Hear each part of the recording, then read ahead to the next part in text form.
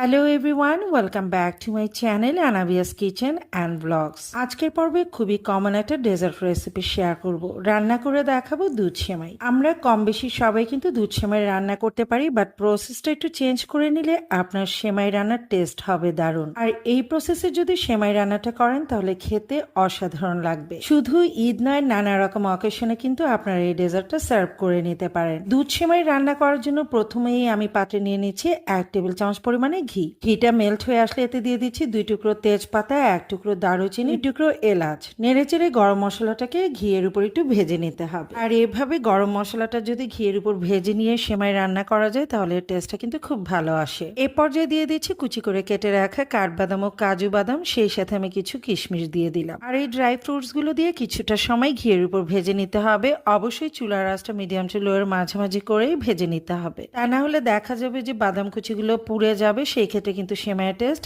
একদমই ভালো আসবে না। কিছুক্ষণ ভেজে নিলে দেখবেন কিশমিশটা ফুলে উঠেছে। ঠিক এ পর্যায়ে আমরা দিয়ে দিচ্ছি সেমাই। এখানে আমি চিকন যে লম্বা সেমাই সেটা নিয়েছি, আর একটা প্যাকেটের অর্ধেকটা সেমাই আজকে আমি রান্না করব। চুলার আঁচ লোতে রেখে কিন্তু সেমাইটাকে ভালোভাবে মুচমুচে করে ভেজে নিতে হবে। আর কিছুক্ষণ ভেজে নিলে দেখবেন সেমাইয়ের রং অনেকটাই চেঞ্জ হয়ে এসেছে। এ পর্যায়ে আমি সেমাইটাকে অন্য পাত্রে ট্রান্সফার করে নিব, আর সেম পাত্রে আমি রান্নাটা করে নিব। এখানে আমি নিয়ে নিচ্ছি 1 লিটার পরিমাণে গরুর দুধ। আর আমি কিন্তু দুধে কোনো প্রকার পানি মিশাইনি। এ পর্যায়ে আমি এখানে দিয়ে দিচ্ছি দুধটা ঘন করার জন্য 2 টেবিল চামচ পরিমাণে গুঁড়া দুধ। আর গুঁড়ো দুধ ব্যবহার করে যদি সেমাই রান্না করা যায় তাহলে এর টেস্ট দারুণ হবে। নেড়েচেড়ে ভালোভাবে একটু মিক্স করে নিচ্ছি, আর দিয়ে দিচ্ছি স্বাদ অনুযায়ী লবণ। কেউ যদি মিষ্টি খাবারের লবণটা পছন্দ না করেন সেক্ষেত্রে স্কিপ করে যেতে পারেন। নেড়েচেড়ে 5 থেকে 6 মিনিটের মতো খুব ভালোভাবে দুধটাকে আমরা জাল করে নিব। এ পর্যায়ে মিষ্টির জন্য দিয়ে দিচ্ছি 1/2 কাপ পরিমাণে চিনি, তবে চিনিটা যার যার পছন্দ অনুযায়ী বাড়িয়ে বা কমিয়ে নিতে পারেন। চিনি দিয়ে আরো কিছুটা সময় জাল করে নিব, কারণ চিনি থেকে কিন্তু কিছুটা পানি ছাড়বে, তখন দুধটা